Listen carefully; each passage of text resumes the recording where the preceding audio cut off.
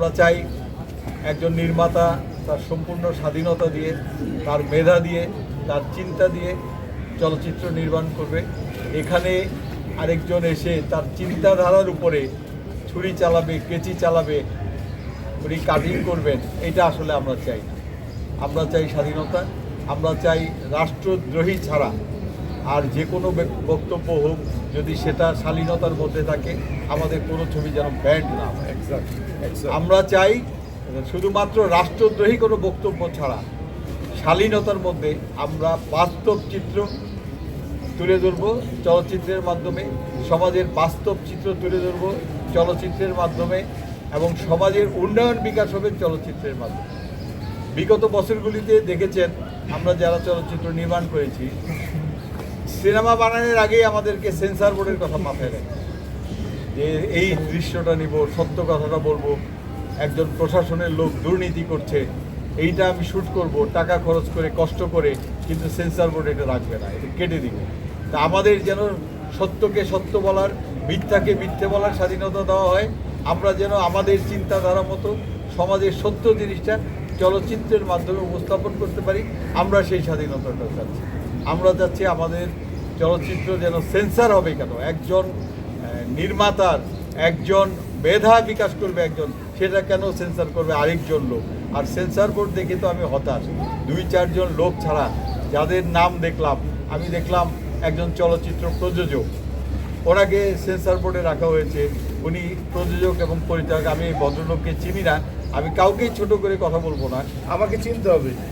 আমাদেরকে, আমরা নির্মাণ করি আমার ছবি, আজকে একজন মালেক আফসারির ছবি, একজন কাজী হায়াতের ছবি, এটা সেন্সর করবে, এটাতে কাচি ধরবে, এটা চলবে কি চলবে না সেটা কে সিদ্ধান্ত দেবে, সেটাও আমাদেরকে ভেবে দেখতে হবে।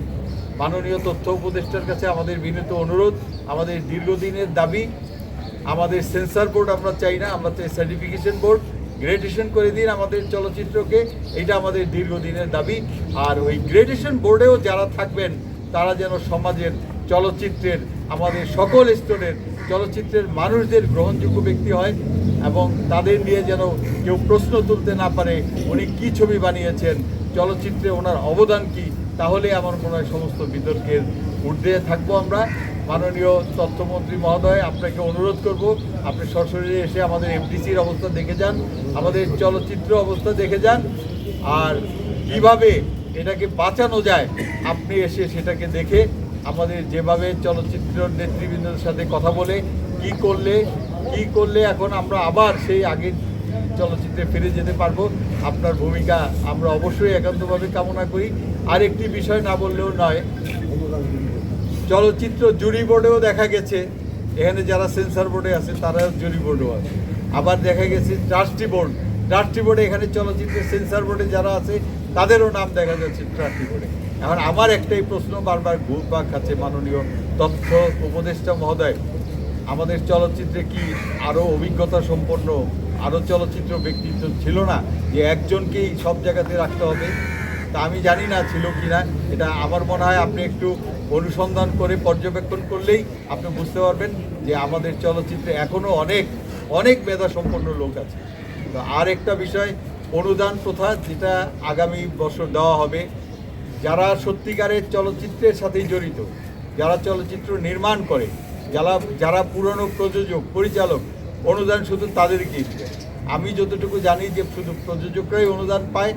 সত্যিকারের প্রযোজক যারা অনুদানের টাকা নিয়ে, যারা নিজের পকেট থেকে আরও 50, 60, 70, 1 কোটি টাকা ভর্তুকি দিয়ে সিনেমা বানাতে পারবে, সামর্থ্য আছে, শুধু তাদেরকেই অনুদান দিবেন। সরকারের টাকা যেন জলে না যায়। আমি অনেক কষ্ট করে তদবির করে 75 লাখ টাকা একটা অনুদান নিয়ে আমি ভাববো 25 লাখ টাকায় শেষ করব, এই আমার একটা ইনকামের ধান্দা, 50 লক্ষ টাকা আমার পকেটে থাকবে। এই রকম লোক যেন অনুদান না পায়।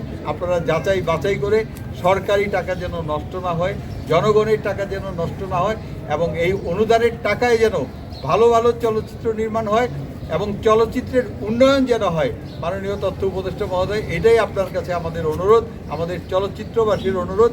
আর আমরা চলচ্চিত্র সেন্সর বোর্ড চাই না, আমাদেরকে গ্রেডেশন করে দিন, আমাদেরকে সার্টিফিকেশন বোর্ড করে দিন। আমরা এটা অনতিবিলম্বে চলচ্চিত্র সার্টিফিকেশন বোর্ডের কার্যকারিতা চাই। বাস্তবায়ন চাই, এটাই আপনার কাছে অনুরোধ। পরিশেষে যারাই আমাদের এই আজকের এই অনুষ্ঠানে এসেছেন সবাইকে আবারও অনেক অনেক ধন্যবাদ জানিয়ে আমি আমার আজকের বক্তব্য শেষ করছি। আমি শেষ করার আগে একটা কথা আপনাদেরকে ইনফরমেশনটা দিই, যদিও আমরা পরবর্তী সাংবাদিক সম্মেলনে এটাকে প্রকাশ করব, তারপরও যেহেতু অনেকগুলো কথা হয়ে গেছে সেক্ষেত্রে আপনাদের জ্ঞাতার্থে জানিয়ে রাখি, প্রজ্ঞাপনটা যদি আপনারা দেখেন সেই প্রজ্ঞাপনটা হচ্ছে 2024 12ই মের প্রজ্ঞাপন। এটা অনলি ফর কপি পেস্ট করে এটা আসছে, আজকে 15 তারিখে আসছে।